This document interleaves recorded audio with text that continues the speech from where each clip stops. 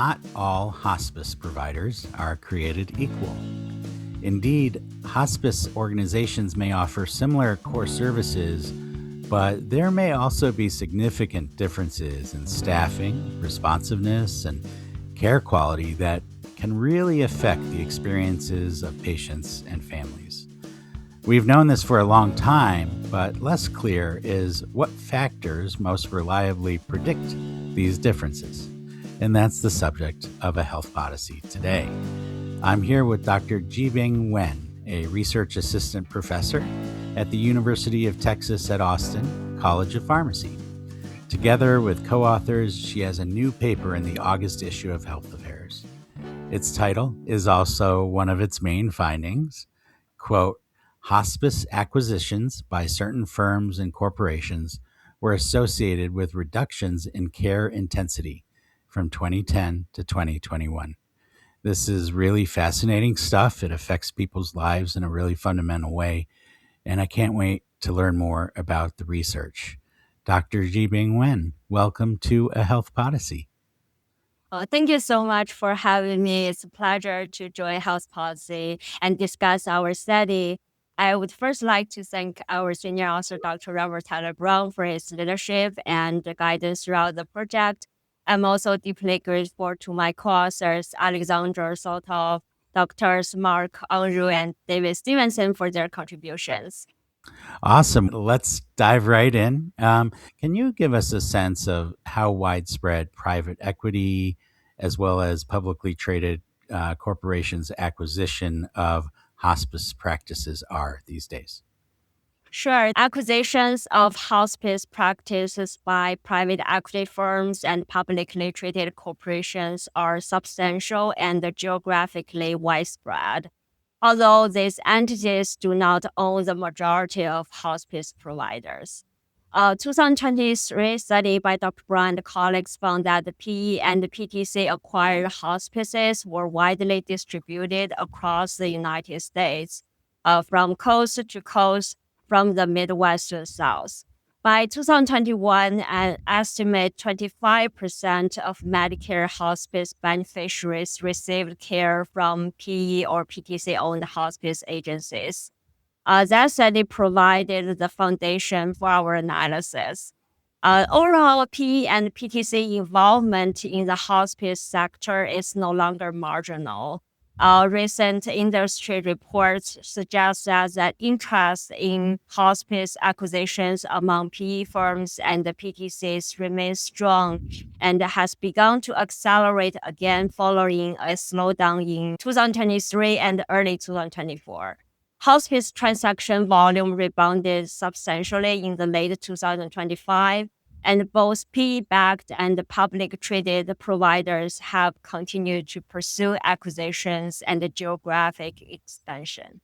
Wow, so a substantial and growing presence in the broader hospice market. What kind of factors have made hospice so attractive to potential private equity acquisition as well as that of publicly traded corporations? The first is expected increase in demand as baby boomers age, along with stable Medicare payments. Since Medicare established the permanent hospice benefit in 1983, rapid growth during the past few decades has shifted the industry toward for-profit ownership, with nearly 80% of hospices now being for-profit.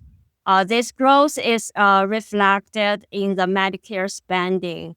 For example, in 2023, Medicare spent nearly $26 billion on hospice care for approximately 1.7 million beneficiaries. Spending has increased with rising enrollment and longer hospice stay. And more than half of the Medicare beneficiaries now use hospice before death. Because Medicare is the primary payer and generally reimburse hospice on a daily basis, so hospice agencies can have relatively predictable revenue. Okay, so stable revenue, that makes a lot of sense. Are there other factors that are driving the sort of growing role of private equity in corporate acquisitions? So another one is the relatively low barriers to market entry compared with hospitals, nursing homes, and other types of facility-based healthcare sectors. Hospices can enter a new market without constructing or purchasing large facilities. And new agencies can begin operating with a relatively small administrative and clinical workforce, and then expand by developing referral relationships with hospitals, physicians, nursing homes, and assisted living facilities. These characteristics can make it easier for investors to establish new locations, expand geographically, or combine agencies into larger regional or national platforms. The third factor is the minimum upfront capital requirements, especially since if the interest is high, I guess. The hospice is a largely an asset-light and home-based business. So agencies generally do not need to purchase hospital beds, buildings, or expensive medical equipment on the same scale as facility-based providers. Their primary expenses are staffing, administration, medications, and contracted services. As a result, investors may be able to acquire and expand hospice agencies with less initial capital. So together, they have made hospice an attractive acquisition target for both PE firms and the PTCs. Yeah, it really sounds like it. A lot of potential upside there that might be attractive to these investors. Now, I think generally speaking, PE has kind of gotten a bad rap when it comes to sort of inserting or investing in the healthcare system. But I'm curious, sort of, what the evidence or the literature knows about the role of private equity as well as publicly traded corporate acquisitions in terms of quality of care in medical practices in general, but specifically in hospice. What do we know about the impact of their role on people's experiences receiving that care? PE firms and PTCs face distinct pressure to generate short-term above-market returns. PE firms typically target annual return exceeding 20% and seek to sell acquired agencies within 3 to 5 years, roughly. And the PTCs, which are owned by public shareholders, face pressure to deliver consistent quarterly earnings.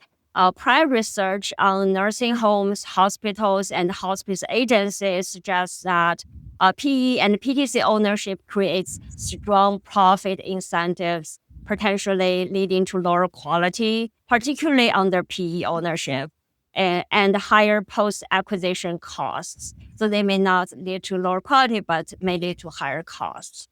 Importantly, the effect of PE and PTC acquisitions on hospice quality of care was understudied.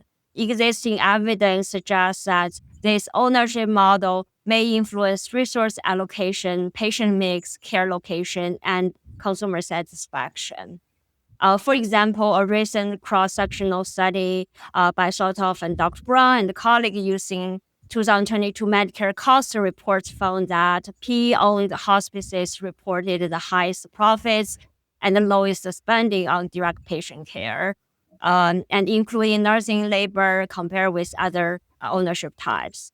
Another cross-sectional study, also by Sotov, Dr. Brown, and colleagues using data from 2021 and 2022 consumer assessment of healthcare providers and systems hospice survey, found that hospices had significant PE and PTC owned hospices had significantly lower consumer reported quality ratings than hospices of other ownerships. To our knowledge, before conducting this study, no studies have used claim-based data and rigorous quasi-experimental methods to examine the impact of PE and PTC acquisitions on hospice care delivery and Medicare reimbursement. Great. Okay. So you were breaking ground, and let's not delay any further. I want to hear about what you found. You linked a database of private equity and publicly traded corporate acquisitions to Medicare claims, as you said, for beneficiary sample for the period from 2010 to 2021. And then you compared those versus those that weren't acquired by for profit entities. You looked at process based quality measures and Medicare reimbursement. So, what did you find? So I think our main intention is to really contribute to this area study. So the most important takeaway from our findings is that not all PE and PTC owned hospices are bad. So reductions in care intensity were concentrated among certain large acquisitive platforms rather than occurring constantly across all PE and PTC owned hospices. We also did not find evidence of broad declines across other process based quality measures. From a methodological perspective, evaluating all PE and PTC owned hospices as a single group and focusing only on average treatment effects can obscure meaningful difference across firms and transactions. So these acquisitions should be evaluated on a deal by deal and firm by firm basis. Specifically, we found that in the pre-acquisition period, there were notable differences between PE and PTC-owned hospices and non-acquired for-profit hospices across several characteristics. For example, PE-acquired hospices were smaller compared to PTC-acquired and non-acquired hospices. Beneficiary characteristics also differed on average, with PE and PTC acquired hospices serving a higher percentage of dual eligible beneficiaries or beneficiaries with dementia, and a larger percentage of beneficiaries in nursing facilities relative to non acquired for profit hospices. Our adjusted estimates from a difference in differences estimator show that after the PE acquisition, registered nurse minutes per 30 days per beneficiary declined roughly 5%, social worker minutes declined 12%, and home hospice aid minutes declined 6%, compared with now acquired for profit hospices. After PTC acquisition, registered nurse minutes per 30 days per beneficiary declined 4%, and home hospice aid minutes declined 9%. Similar declines in registered nurse, social worker, and home hospice aid visit minutes were observed for care provided in the last 7 days of the life, and after post acquisition by the PE and the PTC. In terms of changes in higher intensity care, these types of care is also more costly. The overall percentage of beneficiaries receiving any general inpatient care or continuous home care decreased like 27% and 58% after PE and PTC acquisition, respectively. And the percentage of beneficiaries receiving those two types of higher intensity care within the 7 days before death also declined 21% and 37% after PE and PTC acquisition. So, basically, there were a couple big players who were responsible for some of the a significant portion of the changes that you identified. Is that fair?